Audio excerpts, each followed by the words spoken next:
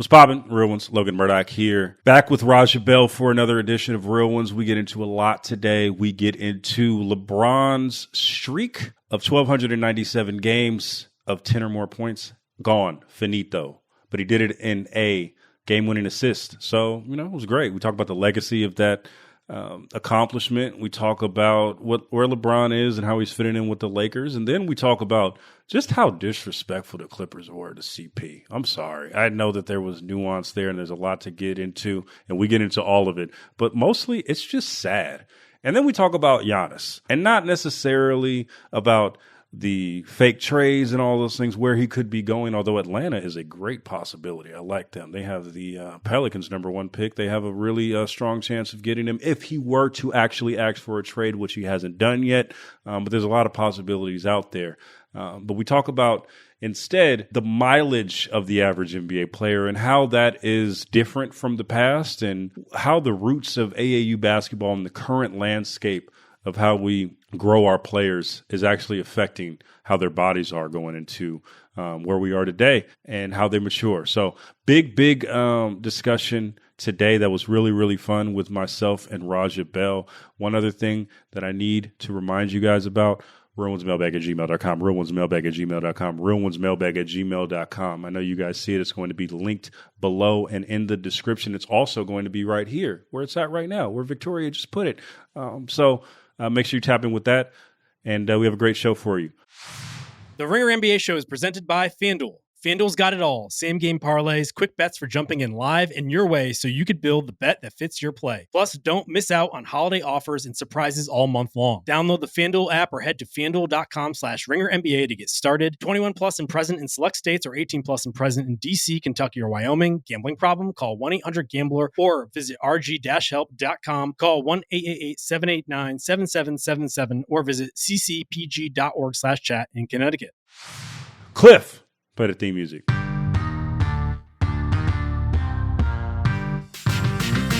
What's poppin'?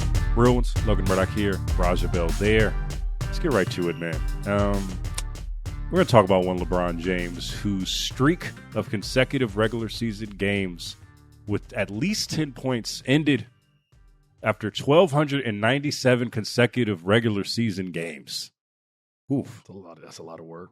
That's a lot of work, man. But it ended in pure LeBron James fashion with a game-winning assist to Rui Hachimura in one of the ugliest games that I've ever seen LeBron play, Raja.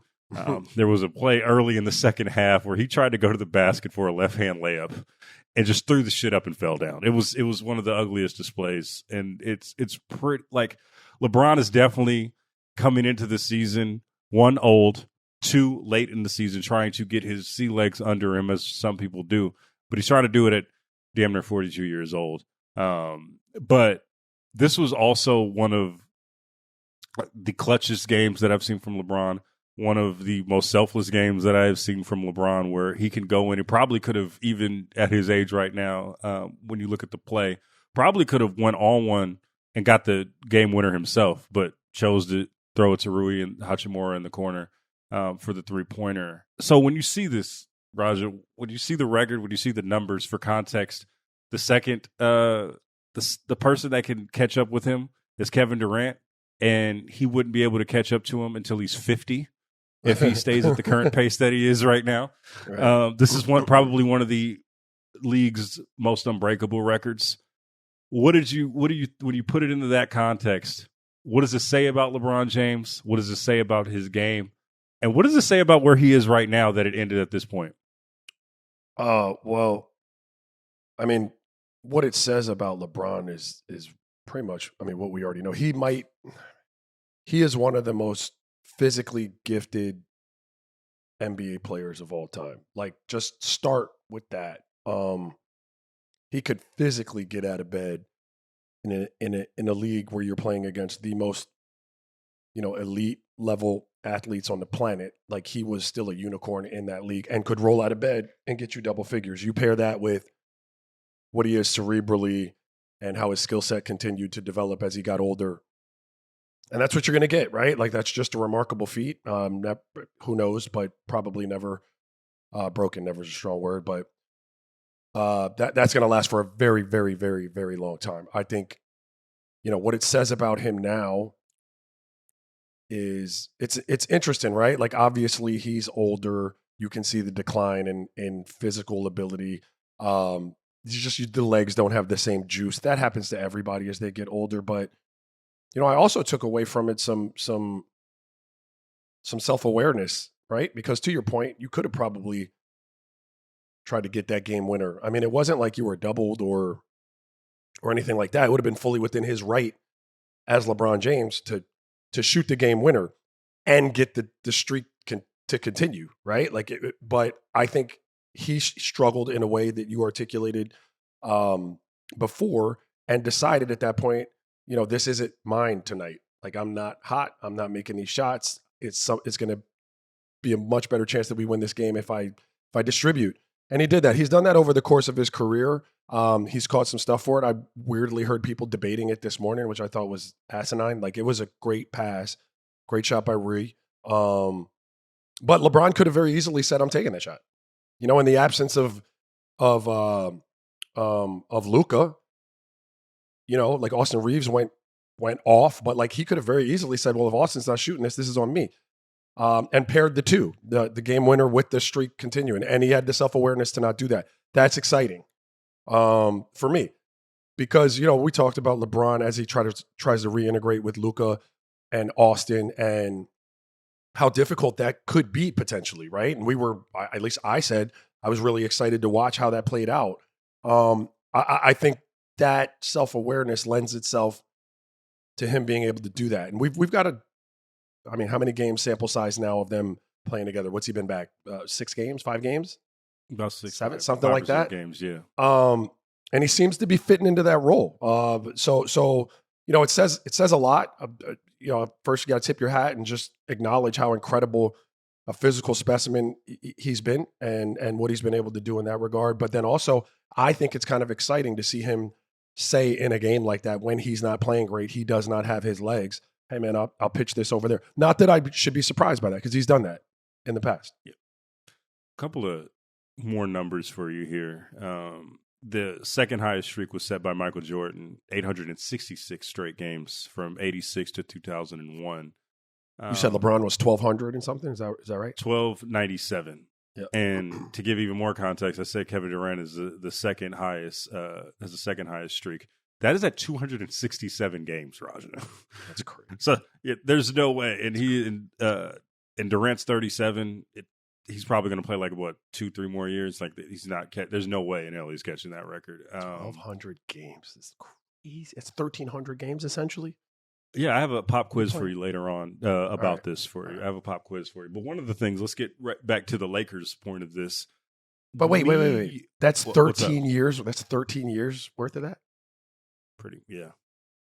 He. I mean, if you're playing 100 games into the playoffs every year, like let's say, it's crazy. It was January 2007, I believe. Again, I have a pop quiz for you later on. Can I just say this though? Like, I came into games hoping to be in double figures.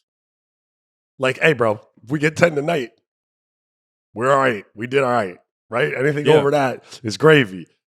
Yeah, but.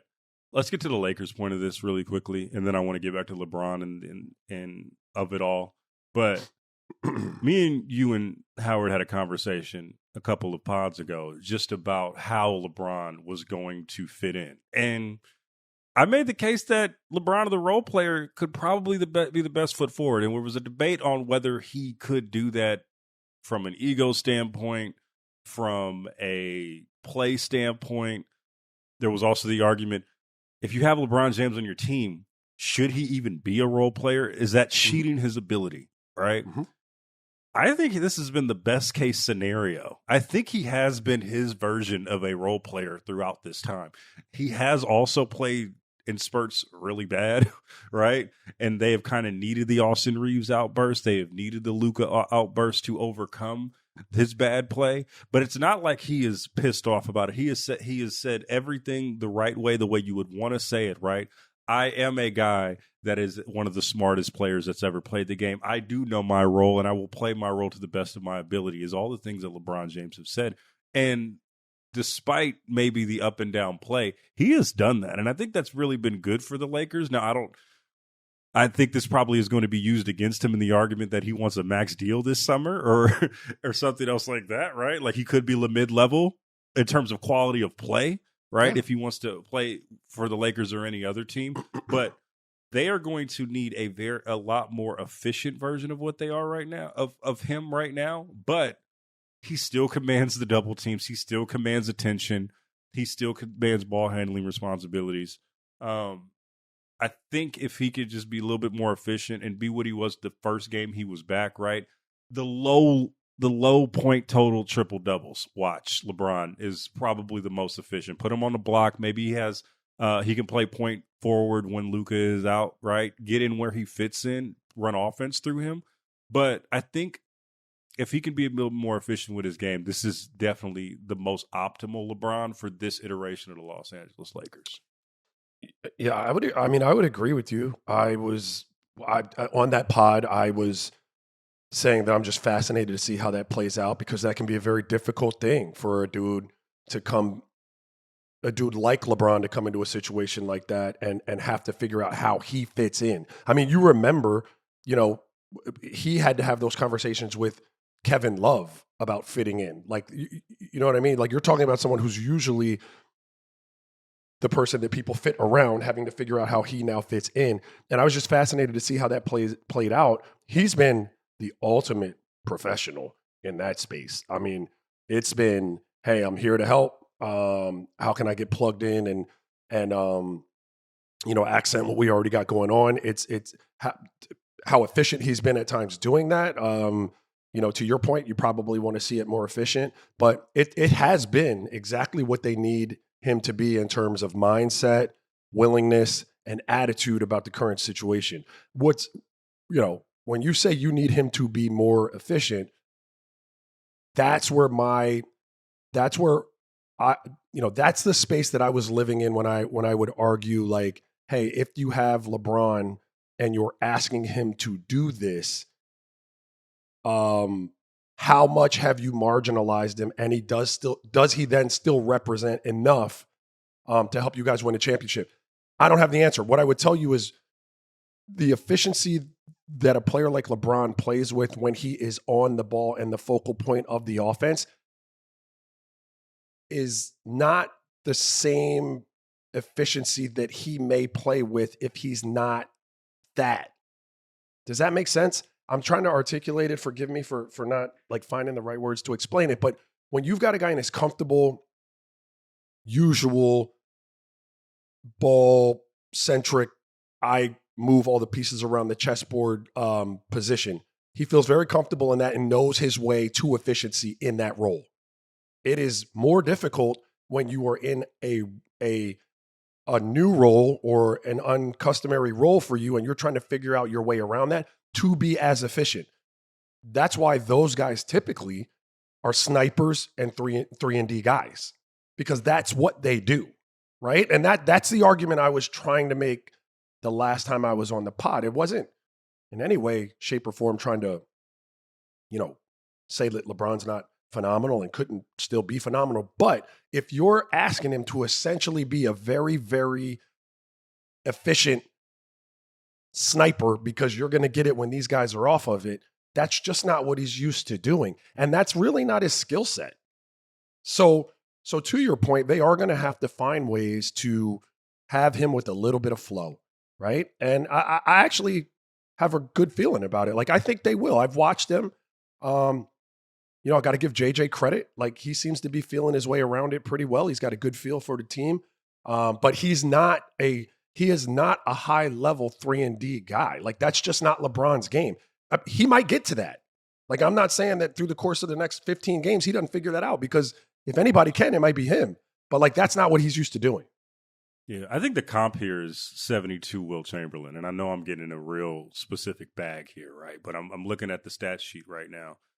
This is when also anytime you look at Wilt Chamberlain's numbers, is just ungodly, right? Like, him having a down year, like trying to have a different type of role. This is Wilt Chamberlain as a role player. 14.8 points a game, 19.2 rebounds a game on 64% shooting. Now, it's fucking nuts. But it was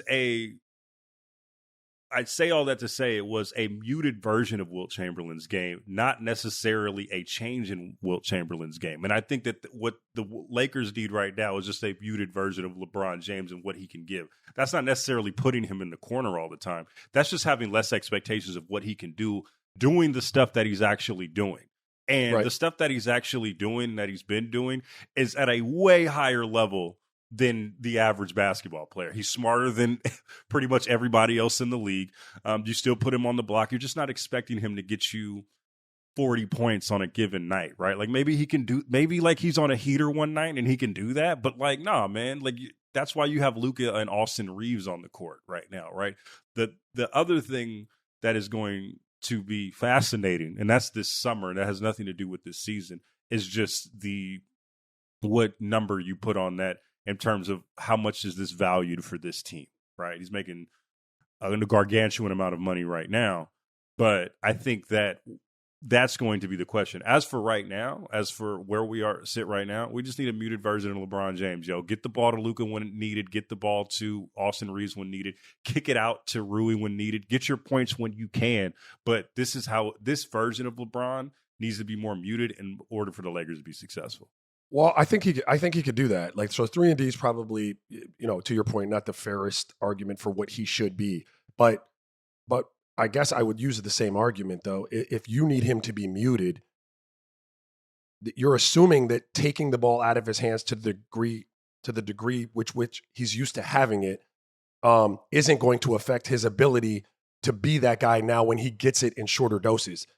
And that's not an easy thing all the time because people are used to what they're used to. So like you might get a muted LeBron, but then you might not get him being as efficient as a muted LeBron as you'd like him to be because he's not used to doing it. Like, all right, it's been 7 minutes. Now LeBron, go. Like LeBron's not used to that. He's used to like coming out of the gate. Like, let's figure out how this defense is maneuvering. Let's do that. I got the ball in my hands. I'll fire it around a little bit. And so maybe he does figure out how to be highly efficient with less volume in the same space that he used to live in with more volume. But that's just not an easy thing is what I'm saying. And then to your second point, that's kind of what I was saying last pod too. If you're going to be asking him to do that, then he's just not LeBron. Like he is LeBron, but like he's not what LeBron has represented in terms of pay, in terms of, defensive coverages, which I still am like, why would you double at this point? But like that, then it's a different animal, right? So we're having a different conversation as to what he represents to any organization in terms of, price tag, winning and what that looks like moving forward. And that's just what it is. Yeah. I got news for everybody listening to this pod. LeBron is not LeBron other than the salary slot that he commands right now. He's just not. He's not making, not even the LeBron of last year. He's not making the same moves. And the important thing will be the self-awareness aspect of this, right? Like, can I get to that spot that I don't normally know if I can get to? That is a really hard thing to do for any NBA player. We've talked about this in the past, but specifically, arguably the greatest of all time. Okay, now I have before we get to the next segment, I have a pop quiz for you, sir. Hey. LeBron related. So this is since January 5th, 2007, the last time that LeBron scored in single digits. We're going to have a pop quiz for you. First question for you, sir. These are things and stuff that may or may not have existed, when LeBron did the single digits. Did Twitter exist? 2007? No, I have no idea, but no. You're wrong. It was less than a year old at the time. Was Cooper Flagg born? But how old is he now? Like he reclassed up. Yes. He was 15 days old. Yes, sir. Right. 50%. Was the iPhone available for mass consumption? iPhone 2007. Where was I? Phoenix. No. It's not. You are correct. Yes. Did the season finale of The Sopranos happen? Oh, Whoa. Sopranos. I have no feel for this one, even though I was a big Sopranos fan. 2007. No, it had not happened yet. You're right. Did not happen until June of 2007. Correct. There you go. Thank you. Um, Up 75%, bro. Good job, buddy. Spirit fingers. Yes, sir. Say a quick break. We're going to talk about something a little less happy. This episode is brought to you by Amazon Prime. The holidays move fast, and Amazon Prime keeps you in control with fast and free delivery. We've all been there. Family plans are fluid. Somebody's not coming. Suddenly they are coming, and you're excited about it. You want to get them a gift, so you hop on Amazon Prime, line that up with their interests, and it's easy to do because Amazon has everything. Prime's fast shipping is always there for you during the holidays, especially when it's last minute, and it just can't wait. Need that last minute gift or holiday essential? It's on Prime. Head to Amazon.com/Prime to shop now. And now, another edition of Pack Watch with Jomi. Guys, it's my favorite time of year. It's when you open, you can feel that crisp air, and what do you smell? Woo, you smell a pack. Ladies and gentlemen, my name is Jomi. We are here to say goodbye to the Los Angeles Clippers. Now, you're probably asking, brother, it's December. It's a little bit early for a pack watch. And I would say, not for this particular team. Because I don't know about y'all, but I have been inundated. I have been just overwhelmed with a level of, nah, man, the Clippers, they gonna be okay. They always gonna be okay. No matter what happens, the floor could be falling under them, but it's gonna be okay. Not this time. This time, I think it's finally over. In 2014, Donald Sterling was ousted from the Clippers. Famously, news commissioner Adam Silver said, I am banning you for life. You can take the bad man out of the Clippers, but you can't take the Clippers out of the bad. Here we are, 11 years later, and you can't argue that they're worse, but you can kind of see the vision. At this point, the ownership embattled, the front office embattled, the head coach embattled. Let's not even talk about the roster. It's just been failure after failure after failure. They make the trade to get Paul George, and in a moment, we're like, it's going to be the... Now, we're at a point we can sit here and say, top 2 worst trade in NBA history. The number 1 being AD for Luka, but let's not talk about that right now. SGA not only is an MVP, a finals MVP, a champion, you look at their future, OKC, you can see multiple championships, multiple finals MVPs. You look at the Clippers right now, and you're like, they don't have their pick for this year? Oh, who's that going to? Oh, OKC in the Paul George trade. This is a team that is finished, that is over, ancient. You know how bad you got to be to send Chris Paul home? Now, I know they had issues in the locker room. There's a lot of beef, yada, yada, this, yada, yada, that. But to send one of the greatest players, your franchise's greatest player, right? And you said, hey, kick rocks, champ. Are you kidding me? And I know that y'all want me to be like happy. Y'all want me excited. And trust me, I am. Let's not, you know what I'm saying? Clip gang don't bang around here. You feel me? But at the same time, you strip it away. It's sad. It's so sad for multiple reasons. But I think the main one, I'm going to end with this. You got a team, a golden franchise in your city. You had Shaq, Kobe, Powell, LeBron, Luka, Austin Reeves. And here you go, room for Kawhi, James Harden, and the leftovers. My brother in Christ, love yourself. Do better. It's too late, though. The bandwagon already filled. We good over here, champ. Y'all got it.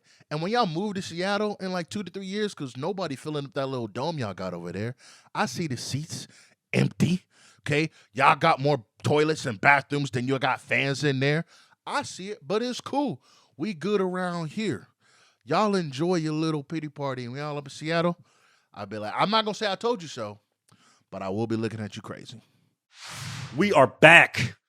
It's been a while since me and Roger got in the lab, but we had to talk about this. One Chris Paul getting dismissed from the Los Angeles Clippers. This happened on Wednesday. And early Wednesday morning, 2:40 a.m. Eastern time. There was an Instagram post from Chris Paul saying, "I just found out I'm being sent home." This is an Instagram story post from Chris Paul, live from Atlanta on Wednesday, after a 3-hour meeting with Lawrence Frank, who delivered the news that the greatest player in franchise history, 2 weeks after he announced his retirement, would no longer be with the team. And this is what The Athletic said. This was a piece that you guys should all check out by friend of the show, Sam Amick, Joe Varden, and Law Murray. The reason why Chris Paul was let go because of, quote, Chris Paul's constant criticism internally had been the root of the perceived problem. Apparently, Chris Paul was out here telling folks that their shit stinked, and people didn't like that very much. He was saying this in team meetings as the Clippers, who had high expectations this season, not from me personally, but from the basketball world at large, despite all the things that happened in the preseason. They had expectations that they were going to do something. And they are now one of the worst teams in the league. And Chris Paul, as we both know, does not like that stuff, doesn't like this. And will call you out if he sees habits not being formed in good ways. So Chris Paul is now out with the Clippers. We'll get into more context. But first, I want to hear your response on this, Roger. What's going on? What's going through your head? You were probably asleep when this happened on Eastern Standard Time. But what did you think when it happened? And what does this say about the Clippers at large? I have a rant incoming, but I want to hear yours first. Yeah. That's just unfortunate. It's unfortunate all the way around, but especially I think for Chris Paul, who had just kind of announced that he was, going to retire, and this should have been a good year for him. I have experience in this space. I've told this story before. I have a very low tolerance for dumb shit. I don't like dumb shit. It's hard for me to hold my tongue when I see dumb shit, and that happened to me in Utah as an old player. I was nowhere near Chris Paul. So it came to a point where they were, was I coming back for my final year in Utah? And we agreed that I would not come back out there. It was going to be too difficult for me to watch what I thought was, not very, very well run shit for me to sit there and not speak on it. And so I have sympathy for him. That was at the time, if I could do it over again, I would probably shut the fuck up and went there and enjoyed that last year for whatever ounce of enjoyment I could have gotten out of it. It sucked to be home for that year. It didn't suck. I played a lot of golf. I was basically a pro golfer. I got paid to play a lot of golf, and I was around my kids as they went into their first years of formal education, and I got to take them to school every day. And so there's some benefit, but if I'm being honest with the audience and myself, I would have liked for my last year to have been in a locker room with guys and enjoying that part of it in a way that I wasn't afforded the opportunity to do. So I feel terrible for him. Like it's a tough look. All the things that make him a great player, all of the reasons that you, Howard, and myself talked about pods ago are the reasons why he finds himself where he is right now. Because it's going to be very, very difficult for him to be in a space where things don't look like they're being run well or professionally or what have you, and hold his tongue. He's just not used to doing that. And so very unfortunate for Chris Paul. I can't speak to what the Clippers have going on. I don't know. I don't have anybody in the building reporting to me. I don't know if it's dysfunctional or not. I have to imagine there's a lot going on, though. If Chris Paul had gotten to that point where he was sideways, I read what he and T. Lue hadn't spoken for 2 weeks. I don't know if that's accurate or not, but unfortunate all the way around. There's a few things at play here. I'll start with the Chris Paul thing. Chris Paul is at an impasse in his career, a very clear impasse. I don't know if we're ever going to see him play, which is really unfortunate for both the Clippers and the league at large that he goes out like this. One of the greatest we've already talked about. We already had the Chris Paul discussion a couple pods ago. You guys can go listen to that. One of the greatest point guards of all time, top 5 in my opinion. But when you have great players, and we've not only seen this with Chris Paul, we saw this with Russell Westbrook, we thought we were going to see it a little bit more with LeBron James, but we have seen it with LeBron James, right? The identity crisis as you get older, where you are afforded some leeways when you are the best player in the face of the franchise that you are not afforded when you are no longer that, right? Like teams will tolerate the Chris Pauls of the world telling them what they need to do and telling them what they don't need to be doing and grading on teammates when you are the face of the franchise and you are the best player in the franchise, right?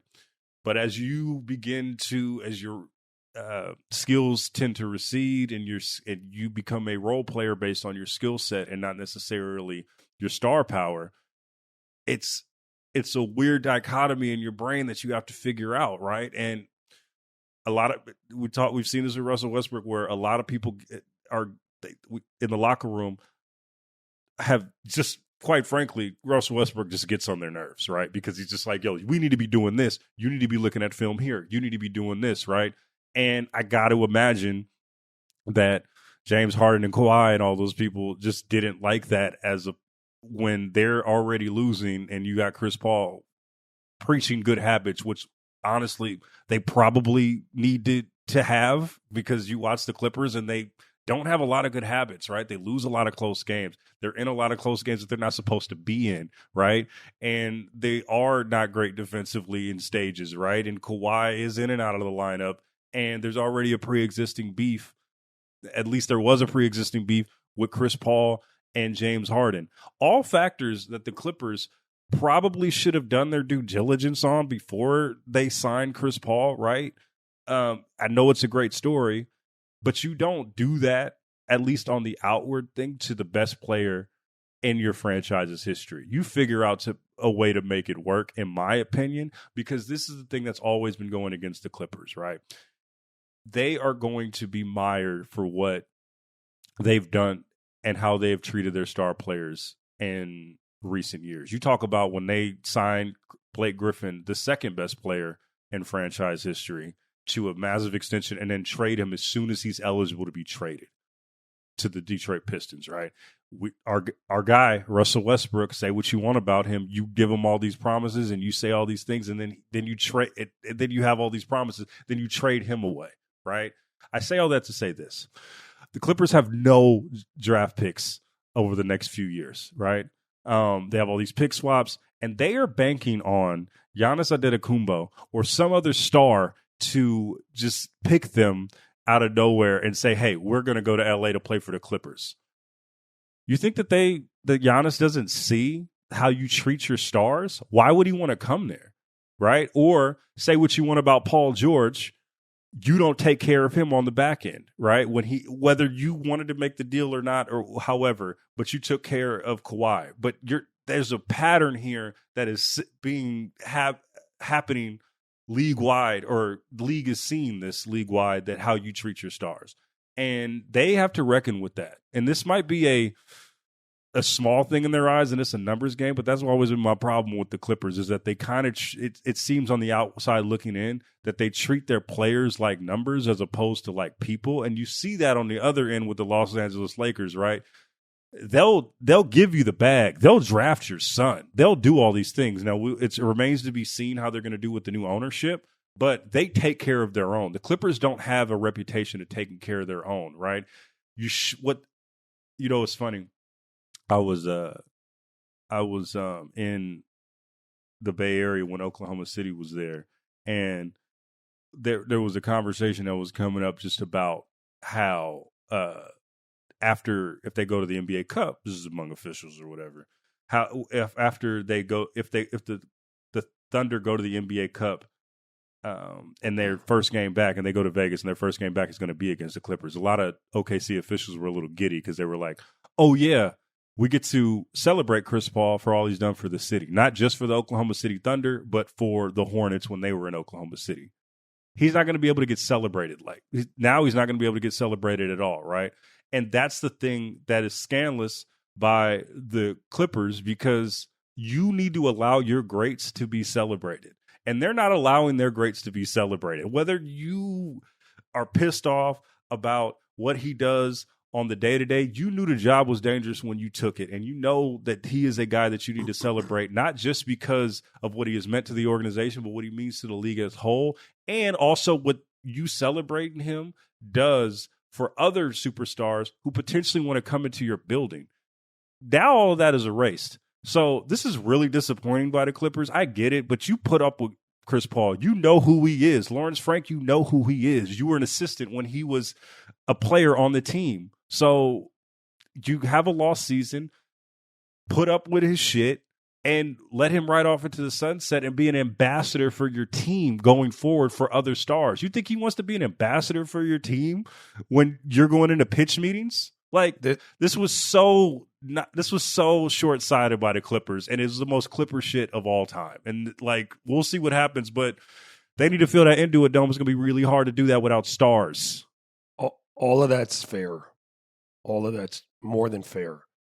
I would just say that for them to do that, I know at least a few of the minds in that building. They're not dummies. So I don't know if they considered everything you just said, but they had to have considered some of what you just said. For them to still come to the conclusion that this had to be done, I'm not pointing any fingers, but it had to be utterly toxic. It had to be just beyond the point of reconcile. Like this had to be toxicity, Logan, because you're not wrong, but I know some of that had to be mulled over. You know what I mean? Is that fair? Like some of that had to be discussed before you do this. This isn't to your point, a player that you just have a meeting at 7 a.m. on Wednesday and say, hey guys, we need to shake things up. Let's get rid of Chris Paul. Like he's not that kind of player. So what was going on there? Dude, I don't know, but it had to be toxic.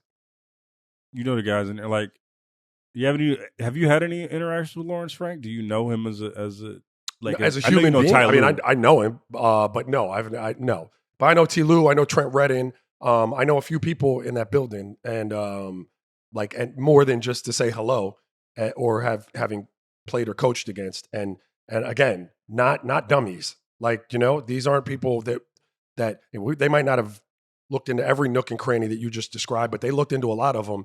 And to still come to that conclusion, I just say this is throwing no shade at Chris Paul at all, because I have no idea what happened. It could have been on the Clippers more so than Chris Paul, but whatever happened, that dynamic was toxic. Yeah, I mean, obviously, and what you're saying is correct, or could be correct. We have no idea what's going on in there, but like in this day and age, perception is reality, bro. So like whatever had happened, the end result was that you canned the best player in your building that has ever walked in there, right? Who really just changed the trajectory of your franchise, right? That's all the way bugged out.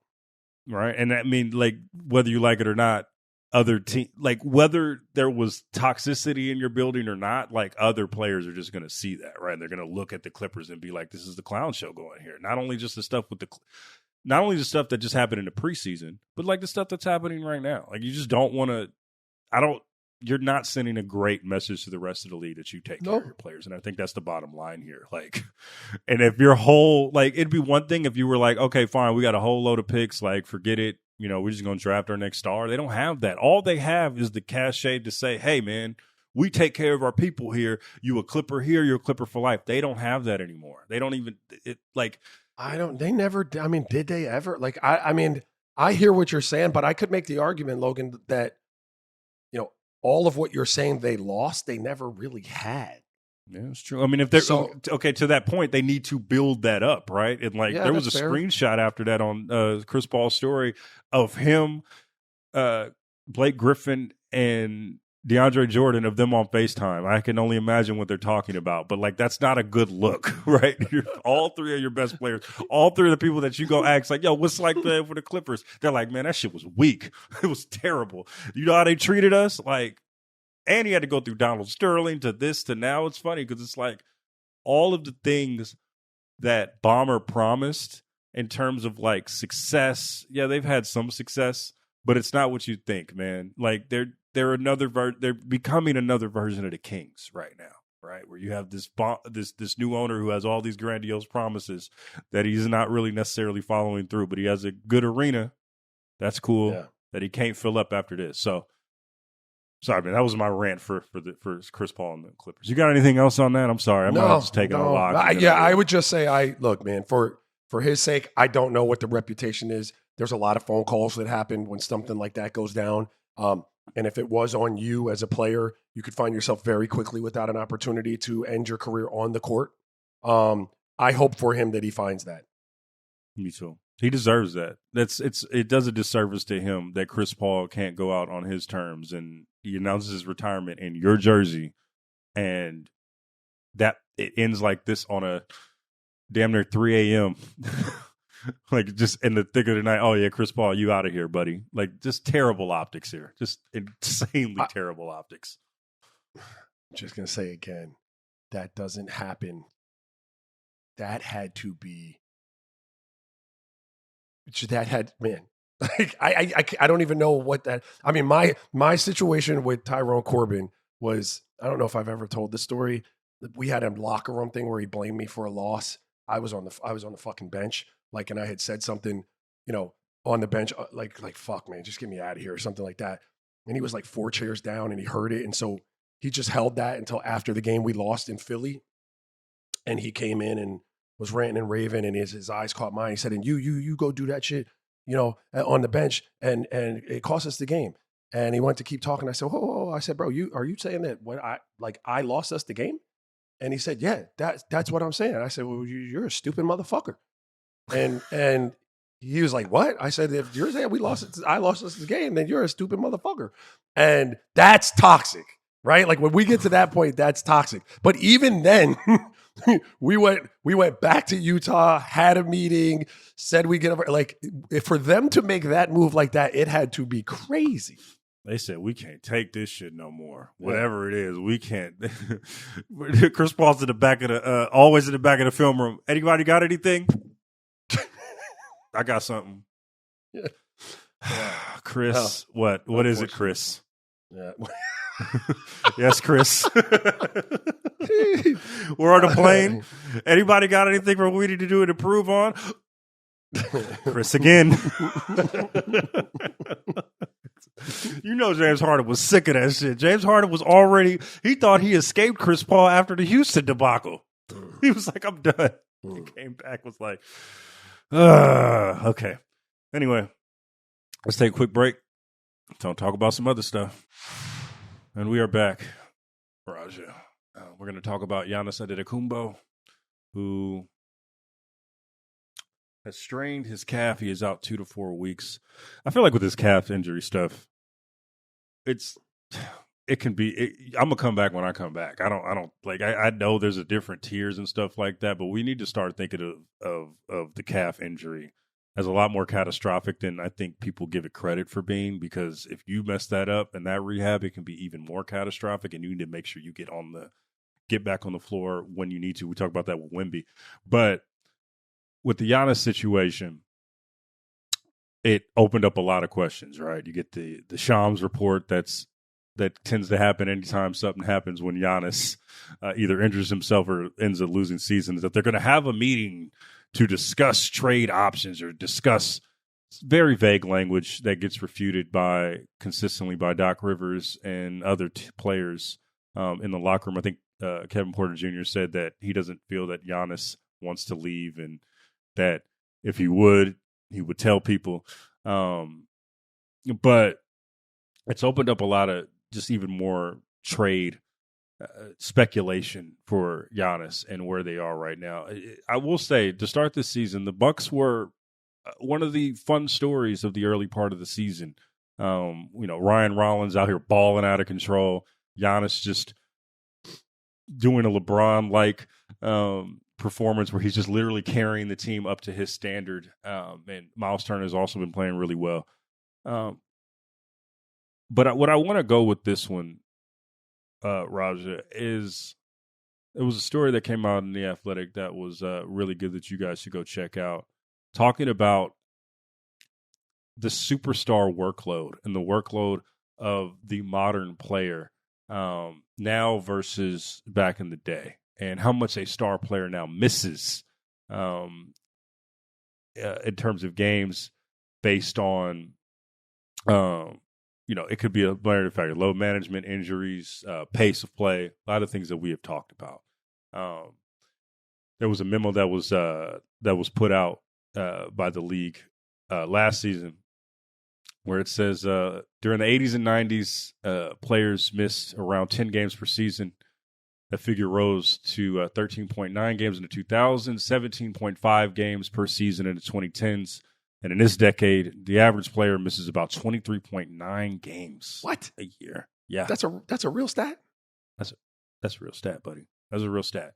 And that is at the heightened of, that's even highlighted even more by the fact that the pace of play is even more daunting. And that's even heightened even more by how early these guys are playing. And I wanted to get your insight to, the AAU scene to now, just the workload of soon to be NBA players and how that is affecting right now, if you could see it. And if there's any recourse to what we should be doing with how we approach putting these players out there on a given time period. And can we put the toothpaste back in the tube?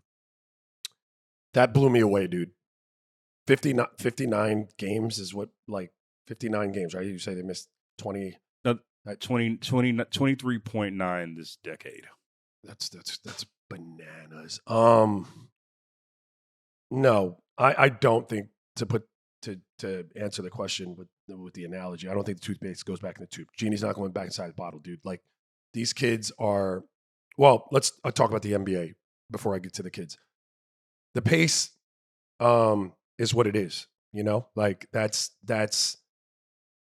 statistically and analytically speaking, the way this game is going to be played. You're going to play with pace. You're going to get up and down. You're going to shoot these threes, and the body, again, has only got so much in it. It's like a car. I say it over and over again. Your odometer is different than mine. Your engine's different than mine. Like, you might have 120,000 miles. Mine only might have, 95,000 miles. Who knows?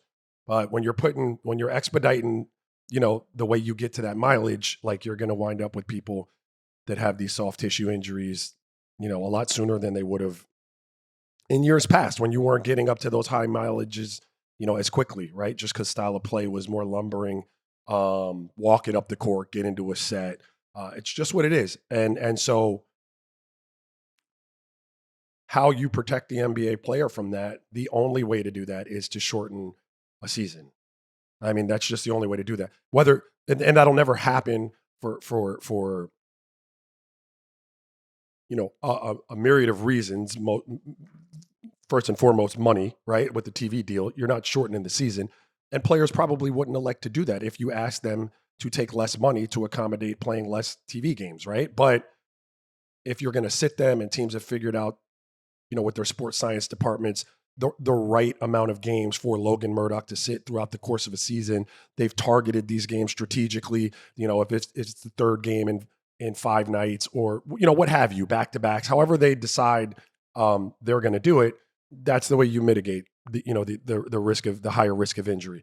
For the kids, it's I don't know what you do when you've created a culture of not just the kids, right? Like, I don't find it to be the kids that say they have to play. Kids always want to play. When I was a kid, you asked me if I wanted to go play basketball, the answer was yes.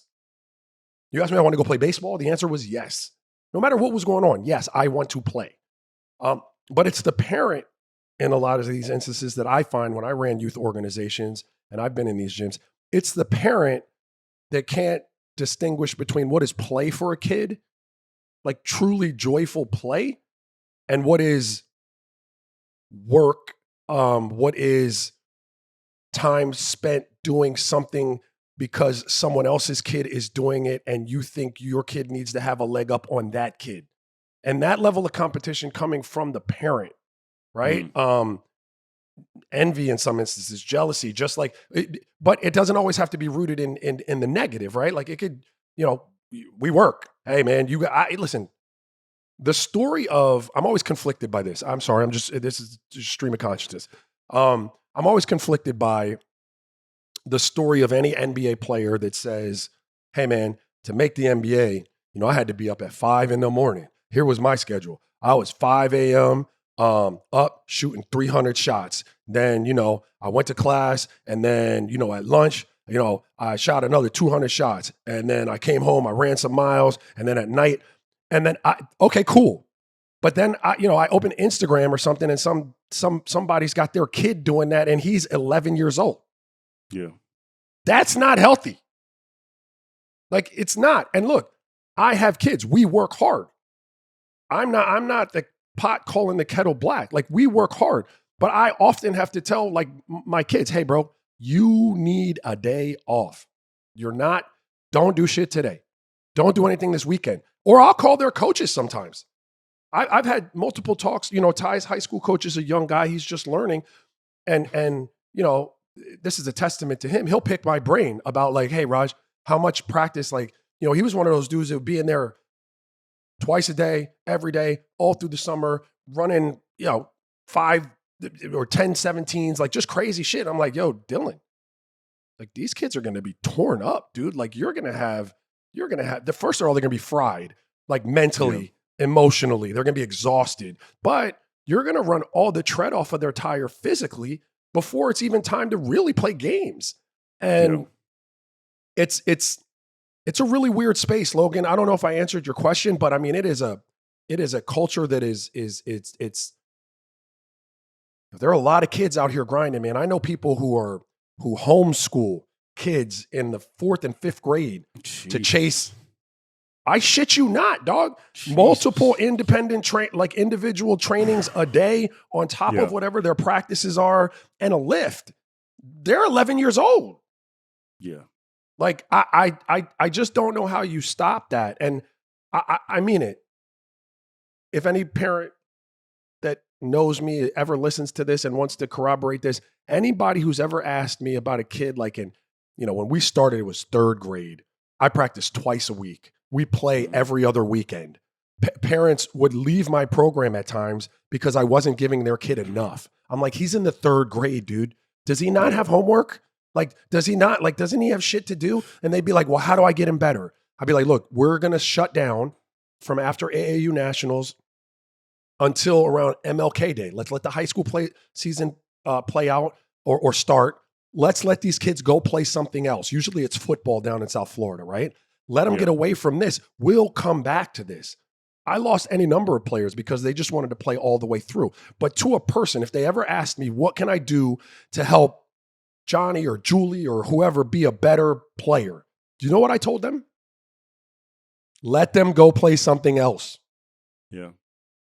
Let them go do something else. So they're not, A, mentally and emotionally burnt by the time they're in the 6th grade, and B, they're not killing these repetitive movements that come from playing only one sport and just overtraining the shit out of your body to the point where your odometer has run out.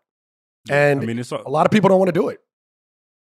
Yeah. I mean, also there's the economics of this, right? Like, I was watching this, I've been in my Lane Kiffin bag because it's just the messiest situation ever. But my algorithm gave me a Theo Vaughn interview just on how to recruit in the NIL, right? And so I was like, oh, this is interesting.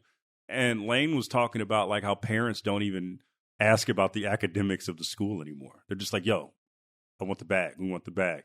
And when you play sports now, it's so focused from an even younger age on how are we going to get this NIL money? How are we going to get this this type of status before? So like when you talk about an 11-year-old just being taught, just working, there's an economic incentive in this, right? They're trying to get to the M's. They're trying to get to, because like to your point, I remember when I was playing, I played football and I also played basketball growing up as a kid. And this isn't just me, just some like mid basketball player. This was like the whole culture for everybody. Once we finish football in like November, I'm not seeing y'all till August. Like, I'm not going to see you guys until then. We might do a camp or whatever, but that wasn't until high school. I'm hooping, I'm running track, I'm doing other stuff. Then I'm enjoying my summer. I'll see you guys in August, right? Now it's just every single day. And I'm working on a piece on someone that you guys will see in a second. But I won't divulge it too much. But I was talking to this person who is a prominent player in the league, younger player, and they were talking about when they had their first injury, they realized how hard they worked, and they had to switch how they worked out, and because of the workload that they put onto themselves, and how not egotistical, but how much it was running them into the ground and destroying their body. This person is not even like 26 yet, and they're dealing with this, right?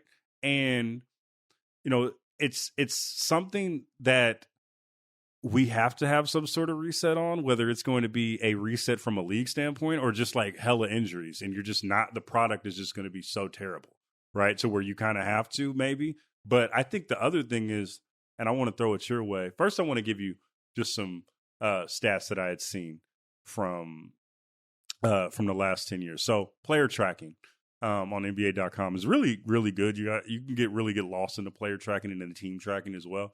But I want to, since player tracking has started up until last year, so I want to give you context. So the team that ran the most miles per game throughout the season during the 2013-2014 season was the San Antonio Spurs.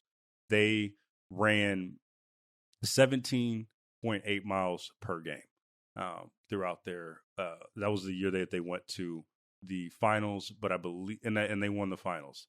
And then last season, the team that led the league in distance per game was the Indiana Pacers. And that was a whole 2 miles at 19.1 miles per game. And I say that to say this. Last year, who was the best player on the Indiana Pacers and what happened to him? You talk about the pace and who continues to run and how unsustainable this is, right? Tyrese Halliburton is one of the not only great players in this league, but the great personalities in this league. And I think in a time when we're talking about ratings, which have been up, by the way, but when we talk about ratings, if we talk about when, you and your family spend their hard-earned money to see a certain player and they're not there, that's going to take a toll. Tyrese Halliburton is somebody that people want to see who is a personality in this league. So I think like even from your business model or for what you want to do going forward, you can't afford the Jason Tatums getting out because they're running their bodies into the ground. And I do wonder, Roger, if there is some sort of reset where like maybe the offense has changed back, right? Like even something small as that, maybe Rick Carlisle's like, this is not sustainable for my guys. I need to kind of pull it back a little bit. I wonder if there's something like that to be happening. I'm just spitballing just like you are. Yeah, sure.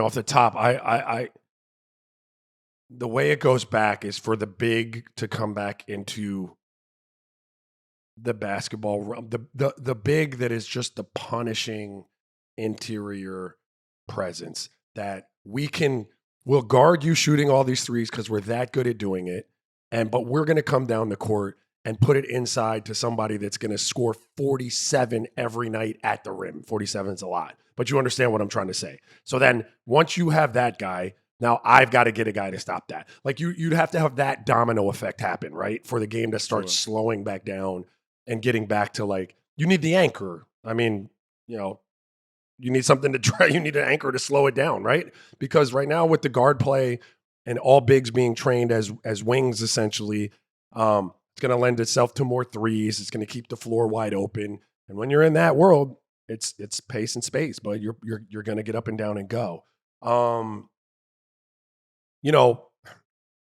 As far as the grassroots level, I think education is really important, for the kid, but more importantly for the parent or the person who's running the organization. They're again, you look at an NBA player's workouts in the summer and he details to you how he is going about preparing himself to be the best that he can be. You try to model that. What they're not showing you in a lot of instances is, are the resources that they have available to them in the way of recovery, in the way of fuel, nutrition. They're not talking to these kids necessarily about how sleep or lack thereof affects their ability to recover. Like there's so many things that you don't see when you're trying to model that, and isn't being told to a person that has no, experience in that realm. And they're like, all right, Joey, get out there. Let's go. You're running 7 miles. Then we're going to go. Like, you're like, yo, my man, like, what did you feed him for breakfast? You have kids coming in, playing 11 o'clock games, haven't eaten a thing. You're like, what? Like, so educationally, I think, but the problem with that, Logan, is it's what I said, is like, it used to be that you had a few entities that provided a real platform for youth, high level youth basketball. Right. And so you had a lot of these players in one place. And if you chose to educate, you could. But now, because everyone has seen it as a money grab in their local markets, you don't need a whole lot to be a tournament thrower, or to even run an organization under, which you have teams that can throw tournaments under your umbrella. There's very little that you need. You just need gym access and insurance. Yeah. And a little bit of marketing skills. And if you do that, and your presence on social media is good, you'll have just the wild, wild west of a basketball, culture, which is what we have in South Florida, where you could never corral and educate all these people as to what's going on. And because there's so much money in it, this bad boy is running year round now, dog. Like you talked about that little bit of time that you got off from football to baseball or what have you. That shit does not exist. These jokers are playing year round in this stuff. And it's not beneficial health-wise. You'll have some little skilled cats that come out of that because they've been playing a lot of hoops. But in terms of injury prevention and burnout and overuse, it's not helpful. It's funny. I was talking to an assistant coach recently, and they were talking about the problem that they've had with guys from the overtime elites and the what was the other one, the G League team that Kuminga and the Ignite the Ignite exactly, talking about the Ignite and teams like that, right, where they're seeing guys come from these programs and all they know is like being a star and roll out and play, and it's hard for them for when they get into an actual team with actual roles, with actual star players. It's hard for them to adjust into this league. So on one hand, we're not educating the players on how to play the game the right way. And then we're also running them into the ground. So on twofold, it's like we're having the bad coaching and we're also having the, people just say, oh, we need to train. You want to be like Kobe? Train 5 times a day. Not knowing that Kobe, even back in the day, wasn't even doing it as much as this iteration of guys. He wasn't. Like, it was a whole different game at that point, right? Like, I'm not hearing any more stories, very rarely, about the player that played 3 sports anymore. We don't and there's articles written about that. There's not the Deion Sanders, Bo Jackson type athlete. And it's not because there can't be. There are some amazing athletes out there, but they're not getting the opportunity to be those 3 sport athletes and see other things. It's all just focused on you're good at this, you're only gonna play this sport. Well, I'm living it. You're right. And let me not be the pot that calls the kettle black. Like, this isn't my choice for Ty. This was Ty's choice. But Ty, probably a pretty high level Division I, football player. Dia could have been a D1 basketball player based on what I've seen, right? Or he could have been a low D1. He averaged 20. Yeah. I don't know what his ceiling would have been, but yeah, he probably could play basketball if he wanted to. But both of them independently, Ty earlier than Dia, made a call because so many kids had specialized, and basketball's a little different because it's harder to go play football and come back and immediately be a really good basketball player. There's so many fine motor skills that you need to be able to handle that ball with dexterity, to be able to put it in that little cup.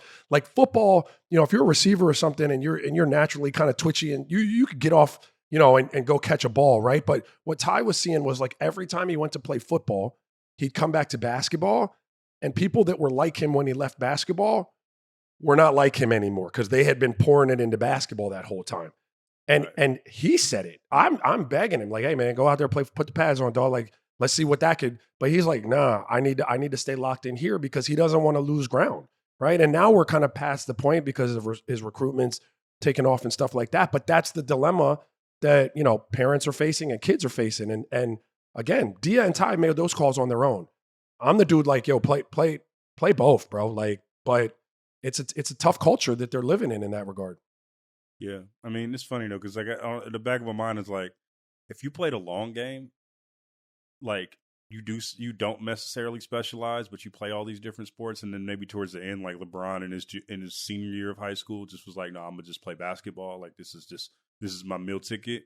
Yeah, I think if you played the long game in that way, based on what we were talking about, I think you'll be fine still, right? Because you're going up against a competition where, like, say they're running themselves into the ground. And if you play and just do the right things and say you do specialize late, there is a world where you just, because of how time is, maybe you not go to the school that you want to go to, but on the long run, you are able to have the career and everything that you want to have because you didn't specialize so early. I'm just spitballing here. Well, yeah, but here's what's interesting. And be interested. Brandon Harris, the general manager of Texas football, wants to come on the pod so bad. Just shout out Brandon. I told him we tried to get him on at some point, but he'd be an interesting person to ask this to, and could shine a little bit more of a light on it. But this has been my experience with my two sons. One in the football world, being recruited to play college football, and one in the basketball world, being recruited to play college basketball. Every single football coach that came through here, asking about Dia as a quarterback, asked if he played another sport. All of them. And all of them loved the fact that he played basketball and he played it at a high level. It was a plus in his recruitment. Not a single basketball coach has asked me if Ty plays another sport. And it doesn't seem to be of any value to them if he did. Wow. And that's interesting, right? It's like, so, because again, the football kid, they want to know, hey, does he run track? Does he play basketball for receivers and DBs and quarterbacks? Maybe even linebackers. Like, are they throwing discus? Are they doing stuff like that? The basketball coach has never once asked.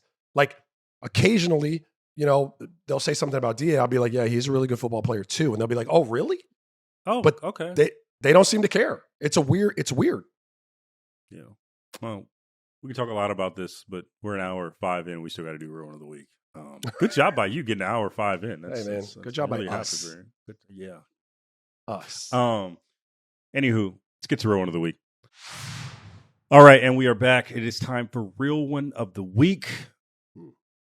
I can go first. I just have mine. Yeah. We already talked about it at the top of the show. I'm going to go with LeBron James because I just think that if you're going to break your streak of 10 straight points or 10 points in a game, you do it on a game winner, bro. You make that shit count.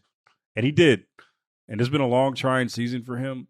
There have been a lot of weeks where he probably wasn't Real One of the Week or isn't Real One of the Week, but you got to give the flowers where it's due. And for him to be that selfless at this stage in his career, that's something that's really hard to do. And that's something that is really is really commendable, man. I don't know any one, because it's really just hard at this stage to play this long based on everything that we have talked about in this podcast. For him to be a model of longevity in the way that he has is just really admirable. But big time game from him, big time finish from him, and a big time game from him. So LeBron James, Real One of the Week for me. Yeah, where do I want to go with this? There's so many places to go. You know what? I'm gonna go to Lane Kiffin. Oh, that's a rare one. That is hey. You're listen, the only. Wow. Okay. All right. I'm not saying that I support any of what happened or any of the reports. I'm saying you got to be a real one to get up and bounce on a college football. You got to be a real team. Something. You got, but whatever that is, real something. Whatever it is. But that's when you're a real one. You're really just being real to yourself, right? In my estimation. And he was like, yo, I'm out. I also give Real One of the Week to every coach I think I heard Mario Cristobal. I heard Diaz soon to be coach, Steve Sarkisian. There are probably a few more that I've heard get up there, and they're all doing their like lobbying for why their team should be in the CFP right now. And they're real ones too, because they're getting up in there like politicking. But ultimately, because it was just so wild, he just walked away. Lane Kiffin. Wow. I'm speechless. Also, would want to give a real one of the week to the podcast's nephew, Dia Bell, for signing officially with the University of Texas. I'll do that. it. No shout out to the little dog. I have been racking my brain and racking the Google search for games on the West Coast with Texas football, and I can't find any because I want to get some tickets. But I hope that Ty Bell plays for a team that plays on the West Coast, because I'm trying to go see the little nephews play one of these days. But we'll see. We're gonna work that out. We're gonna figure that out. That's been another edition of Real One of the Week, and another edition of Real Ones. We do this every Tuesday and Fridays, and we'll see you guys next Tuesday. But first, realonesmailbag@gmail.com, realonesmailbag@gmail.com, realonesmailbag@gmail.com. Hey, Roger, you know what you should tap into? realonesmailbag@gmail.com. Me, Raja, and Howard motherfucking Beck are expected on Tuesday, so we'll see you then. Good to have the gang back together. Great old school vibe. You know how we do. We've been doing this for years. You were worried? You were worried, bro? I wasn't worried. Hey, I was not worried when you said you didn't know if you wanted to do the pod this morning. I was like, oh, we're going to have a fucking epic one. All right. I didn't say that, bro. You said, are you ready to pod? I said, yeah, I don't know. They did, and I was like, we're good. Okay, anyway, let's get the fuck out of here. See you guys next week. All the shits. Bye. Must be 21 years and older and present in select states for Kansas and affiliation with the Kansas Star Casino, or 18 and older and present in D.C., Kentucky, or Wyoming. Gambling problem? Call 1-800-GAMBLER or visit rghelp.com. Call 1-888-789-7777 or visit ccpg.org/chat in Connecticut, or visit mdgamblinghelp.com in Maryland. Hope is here. Visit gamblinghelplinema.org or call 1-800-327-5050 for 24/7 support in Massachusetts, or call 1-877-8-HOPE-NY or text HOPE-NY in New York.